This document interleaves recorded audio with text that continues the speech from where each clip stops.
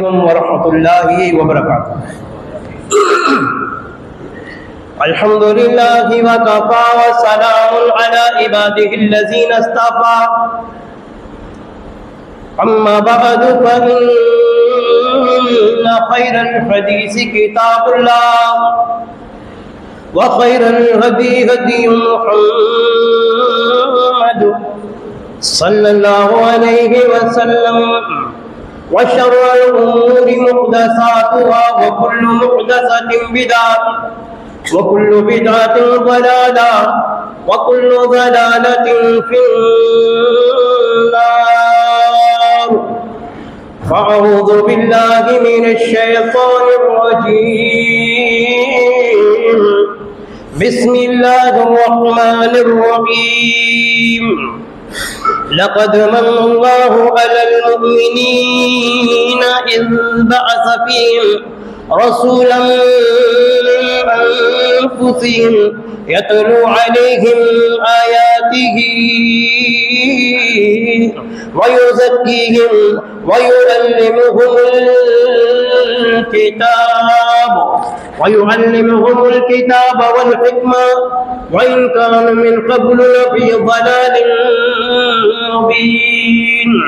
اللهم صل على محمد وعلى آل محمد كما صليت على إبراهيم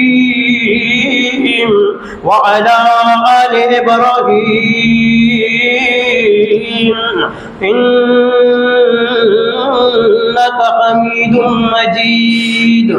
اللهم بارك على محمد وعلى آل محمد كما باركت على إبراهيم وعلى آل إبراهيم إنك حميد مجيد۔ يا أيها الذين آمنوا اتقوا الله حق تقاته ولا تموتن إلا وأنتم مسلمون۔ سبحانك لا علم لنا إلا ما علمتنا إنك أنت العليم الحكيم۔ رب اشرح لي صدري ويسر لي أمري واحلل عقدة من لساني يفقهوا قولي، رب زدني علما رب زدني علما۔ ہر قسم کی حمد و ثنا، بڑائی، کبریائی ایک اللہ وحدہ لا شریک کے لیے خاص ہے، جس پوری کائنات کا اکیلا ہی خالق، مالک اور رازق ہے۔ وہ اللہ ہے جو اپنی ذات میں، اپنی صفات میں پختہ اور بے مثال ہے۔ بے شمار درود و سلام ہو امام الانبیاء جناب محمد رسول اللہ صلی اللہ علیہ وسلم کی ذات مقدسہ مطہرہ پر۔ میرے عزیز بھائیوں، اللہ تعالیٰ نے انسان کو بڑا ہی عظیم بنایا ہے، اشرف المخلوقات بنایا ہے۔ جہاں اللہ کو اس کا ناک پسند آیا وہاں ناک لگایا، جہاں آنکھیں پسند آئی وہاں آنکھیں لگائیں، اور جہاں کان اچھے لگے وہاں کان لگائے، جہاں ہاتھ خوبصورت لگے وہاں ہاتھ بنائے، عقل سلیم عطا فرمائی، بہترین مجسمہ بنایا، اتنا پیارا انسان بنایا، اتنا پیارا کہ اس انسان کے بارے میں اللہ نے قسمیں دکھائیں، والتین والزیتون وطور سینین وہذا البلد الامین لقد خلقنا الانسان فی احسن تقویم۔ انسان کے بارے میں تین کی قسم، زیتون کی قسم، طور سینین پہاڑ کی قسم، امن والے شہر مکہ کی قسم، لقد خلقنا الانسان فی احسن تقویم۔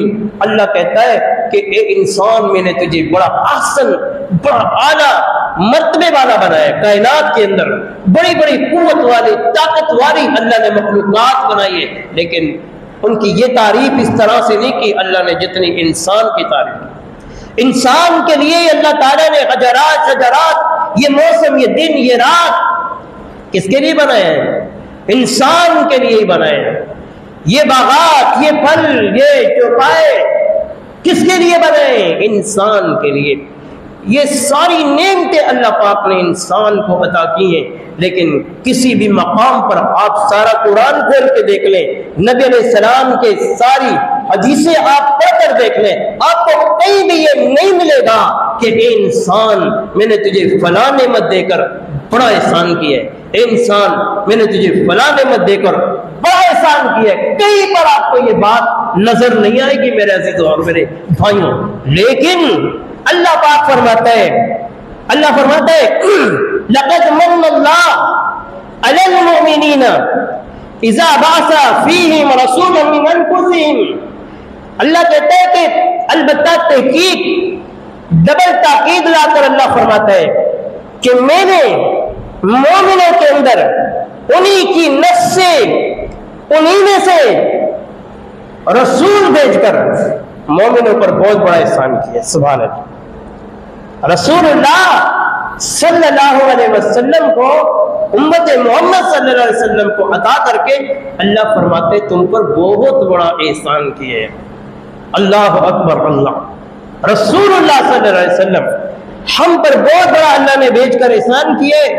فرمایا کہ اذ بعث فیہم رسولا من انفسہم، کہ جب بھیجا فیہم ان میں رسولا من انفسہم، انہی میں سے، انہی کی نفسوں میں سے رسول، علیہم آیاتہ، وہ رسول ان پر ہماری آیتیں پڑھتا ہے، انہیں آیتیں پڑھ پڑھ کر، قرآن پڑھ کر کے سناتا ہے۔ وَيُزَكِّيهِمْ، یہ سنا کر، آیتیں پڑھ کر اللہ فرماتے ہیں انہیں پاک کرتا ہے ہمارا رسول صلی اللہ علیہ وسلم، ان کی نفسوں کو، ان کے دلوں کو پاک کرتا ہے۔ وَيُعَلِّمُهُمُ الْكِتَابَ، اور انہیں کتاب سکھاتا ہے، اللہ کا قرآن سکھاتا ہے۔ وَالْحِكْمَةَ، اور فرمایا کہ حکمت سکھاتا ہے۔ حکمت کیا ہے؟ حکمت پیارے نبی محمد رسول اللہ صلی اللہ علیہ وسلم کی حدیث ہے۔ یعلمہم الکتاب، اللہ کا قرآن، والحکمہ، نبی علیہ السلام کی حدیث، آپ کا فرمان۔ پتہ یہ چلا کہ اللہ کا قرآن بھی وحی، اور پیغمبر محمد رسول اللہ صلی اللہ علیہ وسلم کا فرمان بھی وحی۔ کیوں؟ کیونکہ اللہ فرماتا ہے وَمَا يَنطِقُ عَنِ الْهَوَىٰ إِنْ هُوَ إِلَّا وَحْيٌ يُوحَىٰ۔ اور دنیا والوں، میرا نبی محمد کریم صلی اللہ علیہ وسلم اس وقت تک بولتا ہی نہیں ہے جب تک میں اللہ اپنا کوئی پیغام یا میسج نہ بھیج دوں۔ سبحان اللہ، عظمتوں والا نبی محمد کریم صلی اللہ علیہ وسلم، اللہ نے کم و بیش 1,24,000 پیغمبر بھیجے، کئی پیغمبروں کو اللہ نے مختلف معجزات دے کر بھیجے، لیکن دنیا والوں، جو میرے مصطفیٰ محمد رسول اللہ صلی اللہ علیہ وسلم کو اللہ تعالیٰ نے معجزات عطا فرمائے، کائنات میں کسی نبی کو عطا نہیں فرمائے۔ اللہ اکبر، لیٹ سے نہیں آگئی۔ ایسی عظیم اللہ تعالیٰ نے ہمیں ہستی محمد رسول اللہ صلی اللہ علیہ وسلم جیسی عظیم ہستی عطا فرمائی۔ میرے عزیزوں، میرے بھائیوں، اللہ کے پیارے نبی محمد کریم صلی اللہ علیہ وسلم کو اللہ نے فرمایا، اللہ فرماتا ہے وَرَفَعْنَا لَكَ ذِكْرَكَ، پیغمبر ہم نے تو آپ کو بڑی بلندیاں عطا فرما دی ہیں، آپ کو بڑی رفتیں عطا فرمائی ہیں، آپ جیسا کائنات میں ہی کوئی نہیں آیا ہے۔ سبحان اللہ، اتنی عظمت ہے میرے نبی محمد کریم صلی اللہ علیہ وسلم کو عطا فرمائی کہ میرے نبی زمین پر کھڑے کھڑے چاند کی طرف انگلی کا اشارہ کرے تو چاند 2 ٹکڑے ہو جائے۔ میرے نبی صحابہ کے لیے وضو کے حوالے سے اپنی انگلیاں کھڑی کر دے تو انگلیوں سے پانی جاری ہو جائے۔ سبحان اللہ، ایسی عظمتوں والا نبی محمد رسول اللہ صلی اللہ علیہ وسلم اور پیغمبر جناب محمد رسول اللہ صلی اللہ علیہ وسلم کو اللہ نے دیکھیں کتنا مقام عطا فرمایا۔ اللہ فرماتا ہے وَمَن يُطِعِ الرَّسُولَ فَقَدْ أَطَاعَ اللَّهَ، اور دنیا والوں، جس نے میرے رسول کی اتباع کر لی، میرے نبی کی بات مان لی، اس نے مجھ اللہ کی اتباع کر لی ہے۔ سبحان اللہ، رسول اللہ کو اللہ تعالیٰ نے اتنا پروٹوکول عطا فرمایا کہ جس نے میرے رسول کی اتباع کرنی، بات مان لی، اس نے رب ذوالجلال والاکرام کی بات مان لی۔ میرے عزیزوں، میرے بھائیوں، آپ علیہ السلام کی اتباع میں ہی دنیا ہے اور آپ کی اتباع میں ہی آخرت ہے۔ یاد رکھ لینا، نبی علیہ السلام کی ہر بات میں ہمیں اتباع کرنی پڑے گی، ظاہری طور پر چاہے ہمیں نقصان نظر آتا ہو یا نفع نظر آتا ہو، لیکن محمد رسول اللہ صلی اللہ علیہ وسلم کی اتباع کرنی پڑے گی۔ اللہ تعالیٰ نے اپنے قرآن پاک میں ارشاد فرمایا، یا ایھا الذین آمنوا اطیعوا اللہ واطیعوا الرسول وَلَا تُبْطِلُوا أَعْمَالَكُمْ۔ او ایمان والو، عبادتیں کرنے والو، ہر عبادت میں میرے مصطفیٰ محمد رسول اللہ صلی اللہ علیہ وسلم کی اتباع کرنا، پیروی کرنا، اللہ کی پیروی کے بعد رسول اللہ کی بات ماننا، یعنی قرآن کے بعد میرے محمد رسول اللہ صلی اللہ علیہ وسلم کی اتباع اور پیروی کرنا۔ وَلَا تُبْطِلُوا أَعْمَالَكُمْ، دیکھنا اپنے اعمالوں کو ضائع نہ کر دینا۔ اللہ اکبر۔ پتہ چلا کہ پیارے نبی علیہ الصلوۃ والسلام کی جس نے اتباع نہ کی اپنے اعمال میں، اپنی عبادتوں میں، اپنی نمازوں میں، اپنی زکاتوں میں، حج و عمرے کے اندر، خوشی غمی کے اندر، اس نے اپنے اعمال ضائع کر دی۔ اللہ اکبر۔ کیونکہ اللہ پاک فرماتے ہیں لَقَدْ كَانَ لَكُمْ فِي رَسُولِ اللَّهِ أُسْوَةٌ حَسَنَةٌ۔ اور دنیا والوں، میرے محمد رسول اللہ صلی اللہ علیہ وسلم تمہارے لیے بہترین اسوہ حسنہ ہے، تمہارے لیے بہترین اسوہ حسنہ ہے۔ اور میرے نبی محمد رسول اللہ صلی اللہ علیہ وسلم نے فرمایا وَمَنْ أَطَاعَنِي دَخَلَ الْجَنَّةَ۔ سبحان اللہ۔ جس نے میری اطاعت کرنی وہ جنت میں داخل ہوگا۔ وَمَنْ عَصَانِي فَقَدْ أَبَىٰ۔ اور جس نے میری اطاعت نہ کی، کوئی بھی مسئلہ و دین کا، شریعت کا میری اطاعت نہ کی، گویا اس نے جنت میں جانے سے انکار کر دیا۔ اللہ اکبر۔ جنت میں جانے سے انکار کر دیا۔ اللہ اکبر۔ اللہ نے ایک اور مقام پر فرمایا قُلْ إِن كُنتُمْ تُحِبُّونَ اللَّهَ فَاتَّبِعُونِي يُحْبِبْكُمُ اللَّهُ۔ اے پیغمبر، آپ اعلان کر دیجئے، لوگوں کو بتا دیجئے، جو بندہ اپنے رب کی نظر میں محبوب بننا چاہتا ہے، کامیاب ہونا چاہتا ہے، فَاتَّبِعُونِی، وہ مجھ محمد کی پیروی کر لے، یحببکم اللہ، اللہ کی نظر میں وہ پسندیدہ بندہ بن جائے گا۔ سبحان اللہ۔ میرے عزیزوں، میرے بھائیوں، کائنات کے اندر اللہ کے نبی کی اتباع کے بغیر کامیابی نہیں ہے، کامیابی نہیں۔ اور صحابہ کامیاب کیوں ہوئے؟ صحابہ کی کامیابی کا راز کیا تھا؟ کیا راز تھا؟ وہ نبی علیہ السلام کے جملے کو سن کر ہی اتباع اور عمل شروع کر دیتے۔ سبحان اللہ۔ میرے عزیزوں، میرے بھائیوں، نبی علیہ السلام کے صحابہ نے آپ کی اتباع، آپ کی پیروی کر کے دنیا والوں کو یہ سبق دے دیا ہے کہ دنیا والوں، کامیابی اگر ہے تو صرف پیغمبر محمد رسول اللہ صلی اللہ علیہ وسلم کی اتباع میں اور آپ کی پیروی میں ہے۔ اللہ نے پھر ان کی اتباع والے انداز کو رہتی دنیا تک سبق بنا دیا، نصیحت بنا دیا، اسلام بنا دیا، شریعت بنا دیا۔ اللہ اکبر۔ اللہ نے فرمایا فَإِنْ آمَنُوا بِمِثْلِ آمَنْتُمْ بِهِ فَقَدِ اهْتَدَوْا۔ اور دنیا والوں سنو، جس نے کامیابی اختیار کرنی ہے، جو کامیاب ہونا چاہتا ہے، وہ میرے نبی محمد رسول اللہ صلی اللہ علیہ وسلم کے صحابہ کی طرح اتباع کر کے دکھا دے، آپ کی طرح پیروی کر کے دکھا دے۔ سبحان اللہ، سبحان اللہ۔ نبی علیہ السلام کے صحابہ کا انداز کہ آپ نے ایک صحابی کو اونٹنی پر بٹھایا اور رات کو پیرا دینے کا کہا، وہ صحابی پیرا دیتا رہا حتیٰ کہ صبح ہو گئی، پیارے نبی سے ملاقات ہوئی، فرمایا آپ نے آرام نہیں کیا، آپ سوئے نہیں؟ کہا اللہ کے نبی آپ نے اونٹنی پر بیٹھنے کا تو کہا تھا، اترنے کا نہیں کہا۔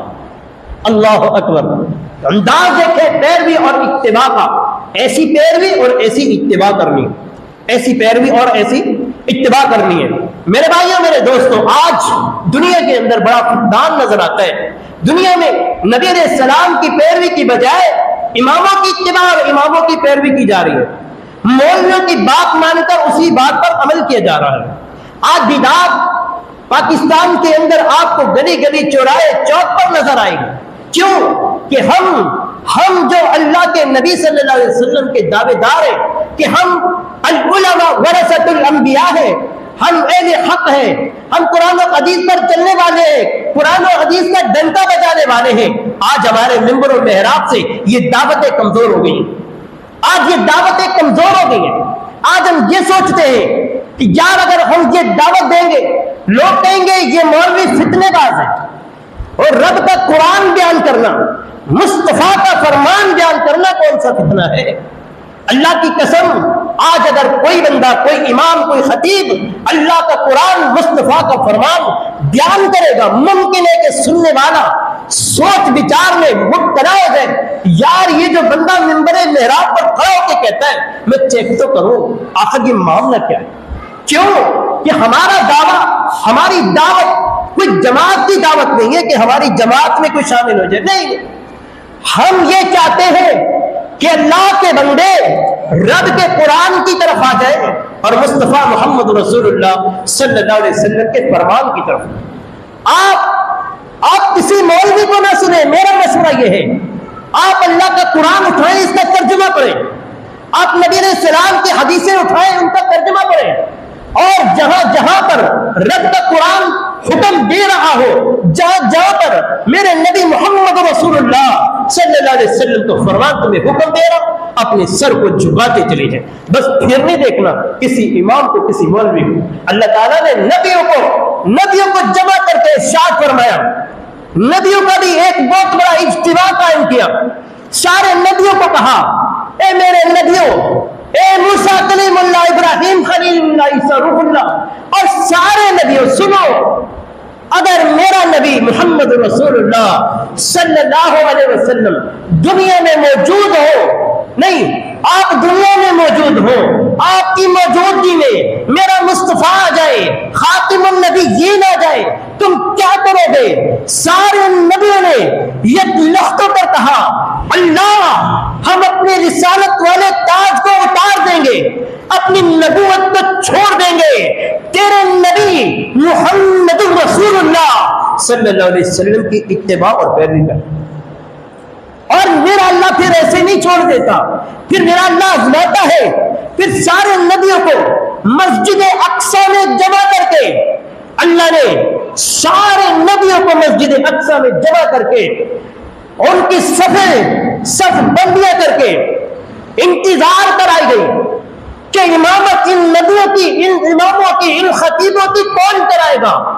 اللہ اکبر، جبرائیل علیہ السلام نے کائنات کے امام جناب محمد رسول اللہ صلی اللہ علیہ وسلم کو ہاتھ سے پکڑ کر سارے اماموں کے سامنے مصلی پر لا کھڑا کیا۔ آج کون کرتا ہے اس کی پیروی، اس کی اتباع؟ سارے نبیوں نے اللہ کے نبی کے پیچھے نماز پڑھ کے دکھا دی، اللہ کے سامنے جو وعدہ کیا تھا وہ سچ کر کے دکھا۔ میرے عزیزوں، میرے بھائیوں، اللہ کے نبی کی شریعت موجود ہو، اللہ کے نبی کی شریعت، رب کا قرآن، مصطفیٰ کا فرمان موجود ہو، پھر کسی امام کی بات نہیں چلے گی، پھر کسی خطیب کی بات نہیں چلے گی، پھر کسی مفتی کی بات نہیں چلے گی۔ حضرات، امام ایک ہی ہے، امام ایک ہی ہے جس کا نام نامی اسم گرامی محمد رسول اللہ صلی اللہ علیہ وسلم ہے۔ کچھ لوگ کہتے ہیں 4 امام ہیں، چاروں حق پر ہیں۔ میرے نبی نے ایک مرتبہ ایک لیڈ کھینچی ہے، لکیر کھینچ کر آپ نے دائیں بائیں بھی لکیریں کھینچی اور فرمایا ھذا صراطی، یہ میرا راستہ ہے، یہ دائیں اور بائیں یہ شیطان کے راستے ہیں۔ یہ نہیں کہا یہ میرے راستے ہیں، یہ میرے راستے ہیں، کئی راستے نہیں کہا ھذا صراطی، یہ میرا راستہ ہے، یعنی ایک ہی راستہ ہے، ایک ہی راستہ ہے، وہ محمد الرسول اللہ صلی اللہ علیہ وسلم کا سچا سیدھا سچا راستہ ہے۔ بھائیوں، چار امام، امام احمد بن حنبل، امام شافعی، امام مالک، امام ابو حنیفہ رحمہ اللہ، اللہ ان پر کروڑوں رحمتیں نازل فرمائے۔ میرا دوستوں، چار امام حق پر ایک ہی ہو سکتا ہے، چاروں حق پر نہیں ہو سکتے۔ میرے نبی نے فرمایا کہ لوگوں، بنی اسرائیل قوم میں، موسیٰ علیہ السلام کی قوم میں 72 فرقے تھے، 72 تھے، اور میری امت میں 73 ہوں گے، 72 گمراہ ہو جائیں گے۔ یہ نہیں کہا کہ 69 گمراہ ہو جائیں گے، 4 بچ جائیں گے، یہ نہیں کہا، یہ فرمایا کہ 72 گمراہ ہو جائیں گے، ایک ہی جماعت ہوگی جو آخر تک حق پر ہوگی۔ حضرات، دنیا کے امام وہ حیثیت کیا رکھتا ہے؟ میرے نبی کی حدیث کے سامنے، میرے رب کے قرآن کے سامنے اس کی کیا حیثیت ہے؟ میں آپ سے گزارش کرنا چاہتا ہوں، آئیے آپ ہر خطیب سے مسئلہ سنیں، لیکن خدارا اللہ کے لیے آپ سے درخواست کرتا ہوں، کم سے کم اتنا پوچھ لیا کرو، اے خطیب صاحب، امام صاحب، آپ یہ بتلائے یہ حدیث کہاں ہے، یہ قرآن کی آیت کہاں ہے، تاکہ میں اپنے دل کو تسلی کر لوں، اپنے دل کو مطمئن کر لوں۔ دل کو مطمئن کرنا بہت ضروری ہے بھائیو، دل کو مطمئن کرنا۔ جب اللہ کا نبی حضرت ابراہیم علیہ السلام یہ کہہ سکتا ہے، اللہ تو قیامت کے دن لوگوں کو کس طرح اٹھائے گا؟ اللہ نے فرمایا کیا ایمان نہیں رکھتا؟ اللہ رکھتا ہو، اپنے دل کو مطمئن کرنا چاہتا ہوں، سبحان اللہ، اپنے دل کو مطمئن کرنا چاہتا ہوں۔ اللہ نے فرمایا 4 پرندوں کو لے لے اور انہیں اپنی طرف مائل کر لے، ان کے ٹکڑے ٹکڑے کیما کر کے پہاڑوں کی چوٹیوں پر بکھیر کر آجا، بکھیر دیا گیا۔ کہا اب انہیں آپ بلائیے جس آواز میں، جس زبان میں آپ نے مائل کیے تھے۔ ابراہیم علیہ السلام نے بلایا، وہ سارے کے سارے دوڑتے اڑتے پھرتے آپ ابراہیم علیہ السلام کے سامنے کھڑے ہو گئے اور فرمانے لگے اعلم ان اللہ علی کل شیء قدیر، میں جان گیا ہوں اللہ تو ہر چیز پر قادر ہے۔ بھائیوں، اپنے دل کو مطمئن کرنے کے لیے خطیب سے سوال کیا کریں، یہ مسئلہ بتائیں۔ میرے عزیزوں، میرے دوستوں، اللہ کے شریعت، اللہ کا قرآن، پیغمبر علیہ الصلوۃ والسلام کا فرمان واضح ہے۔ آج اللہ اکبر، اپنی جماعتوں کے خاطر، اپنے مسالک کے خاطر، برادری، قوم، کنبے، قبیلے کے خاطر نبی علیہ السلام کی حدیث کو چھوڑ دیا جاتا ہے۔ بخاری کی حدیث ہے، پیارے نبی محمد رسول اللہ صلی اللہ علیہ وسلم نے ارشاد فرمایا، آپ نے ساری زندگی رب الیدین کر کے نماز پڑھی ہے۔ کیا کسی نے تحقیق کی ہے اس بات پر؟ کسی نے سوچا کہ میں کسی امام سے، کسی خطیب سے سوال کروں کہ یہ جو بخاری کی حدیث ہے، آپ بھی کہتے ہیں کہ اتھینٹک حدیث ہے، اس میں یہ حدیث لکھی ہوئی ہے کہ اللہ کے نبی صلی اللہ علیہ وسلم نے ساری زندگی رب الیدین کر کے نماز پڑھی ہے۔ اللہ اکبر، کبھی سوال کیا ہو، کبھی سوچا ہو؟ اپنی زندگی کے بارے میں تو بہت کچھ سوچتے ہیں، لیکن کبھی اپنی آخرت کے بارے میں بھی سوچ لیں۔ یہ زندگی مختصر ہے، وہ زندگی ہمیشہ کی زندگی ہے۔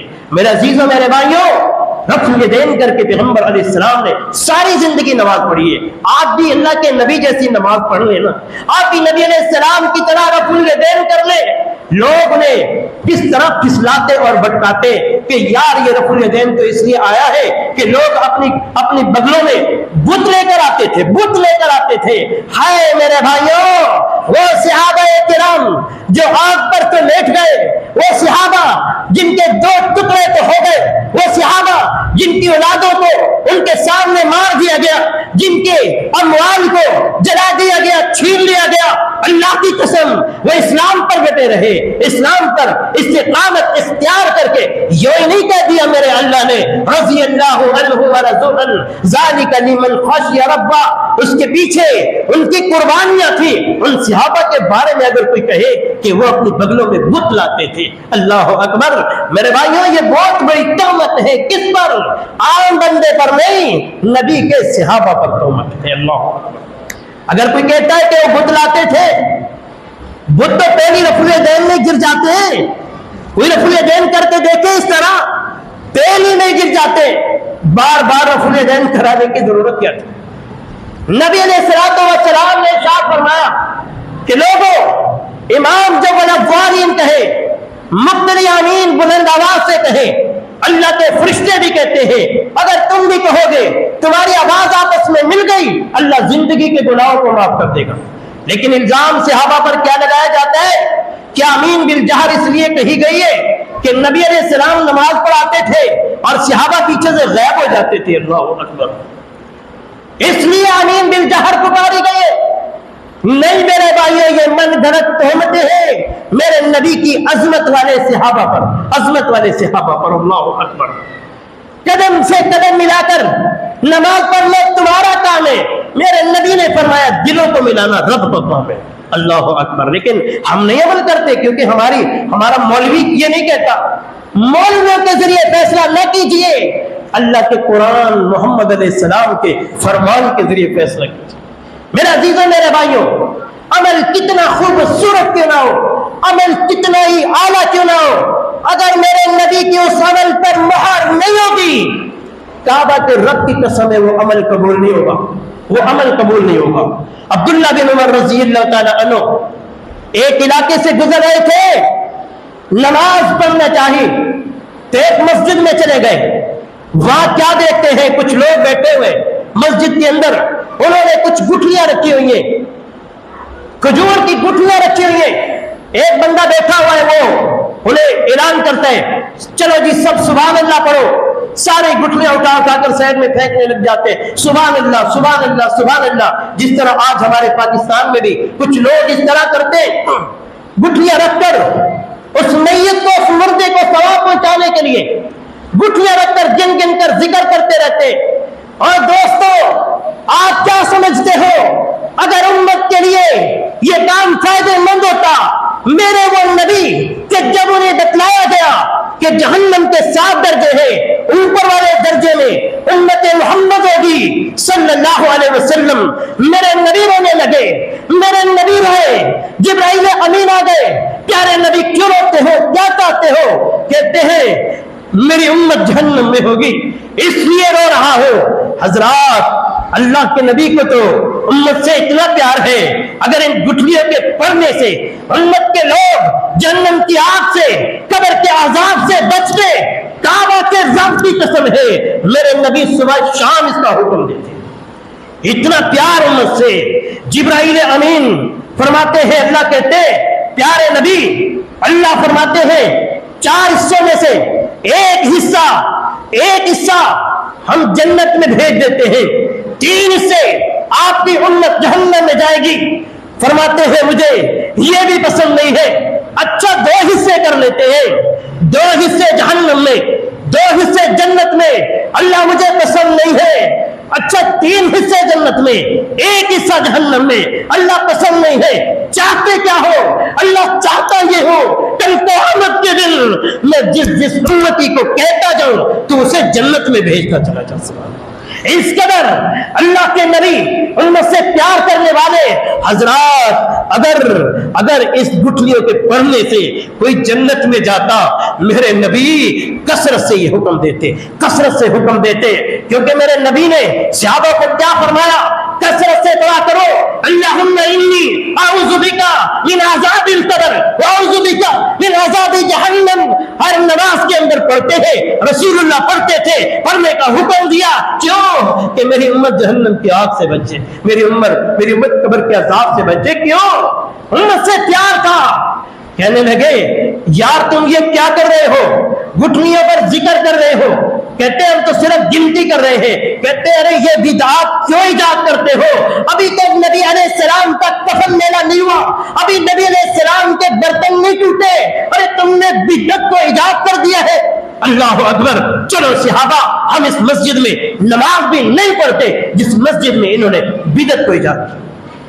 کتنے خوبصورت حالانکہ آپ جانتے ہیں کہ حضرت ابراہیم علیہ السلام سے جب آخری ملاقات ہوئی میرے نبی محمد رسول اللہ صلی اللہ علیہ وسلم سے کیا کہا کہ اللہ کے پیارے نبی، اے پیارے محبوب، میری اپنی امت کو میرا سلام کہنا۔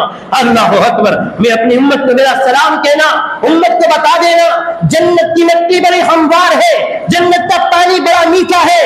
امت کو کہنا کہ سبحان اللہ والحمدللہ ولا الہ الا اللہ واللہ اکبر، یہ تم زمین پر پڑھتے رہنا، جنت میں اللہ تمہارے لیے باغات تیار کر دے گا۔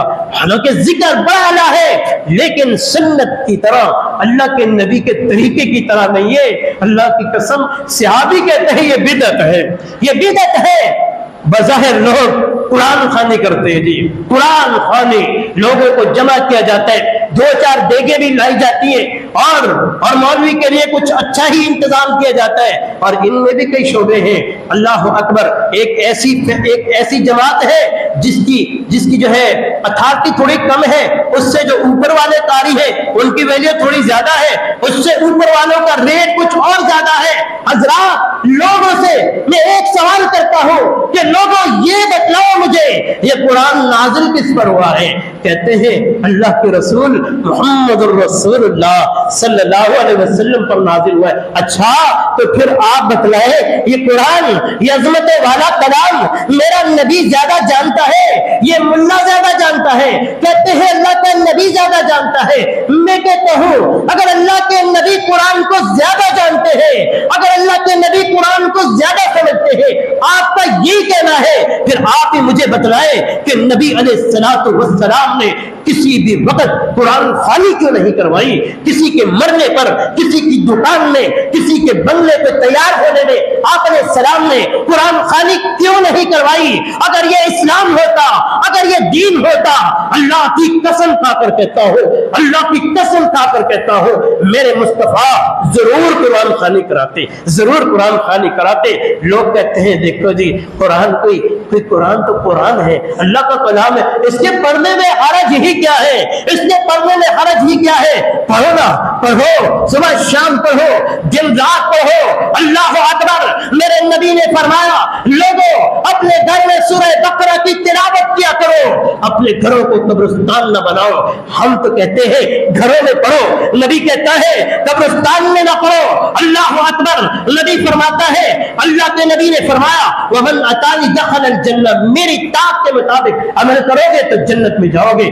قرآن بڑی اعلیٰ کتاب ہے، قرآن پڑھنے سے منع کرتے، قرآن پڑھنے سے کون منع کرتا ہے؟ ہم تو قرآن کی وہ فضیلت بیان کرتے ہیں کہ ایک صحابی نے صرف سورہ اخلاص کی تلاوت کی، سورہ اخلاص کی تلاوت کی، میرے نبی نے اس کا نماز جنازہ پڑھا، آپ پیڑیاں اٹھا کر چل رہے تھے، صحابہ نے فرمایا اس طرح کیوں چل رہے ہیں؟ فرمایا صحابیوں، آسمان سے اس کے نمازی جنازہ میں 50,000 فرشتے آئے ہیں، کیا ملتا؟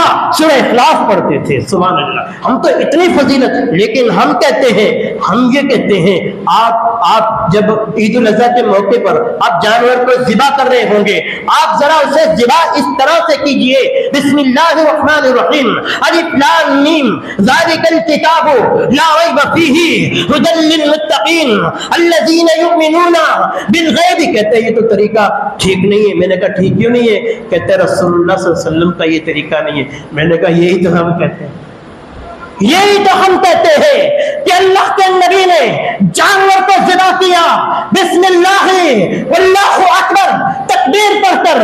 رسول اللہ کا جو طریقہ ہے، تم چاہے خوبصورت طریقے سے اسے ذبح کرو، وہ ذبح صحیح نہیں ہوگا۔ وقت کی قلت کی وجہ سے انشاءاللہ تعالی آئندہ جو بھی میرا ہوگا انشاءاللہ یہیں سے بات کو شروع کریں گے۔ اللہ سے دعا ہے اللہ تعالیٰ مجھے بھی اور آپ تمام سامعین کو صحیح معنی میں عمل کرنے کی توفیق عطا فرما دے۔ وآخر دعوانا ان الحمدللہ۔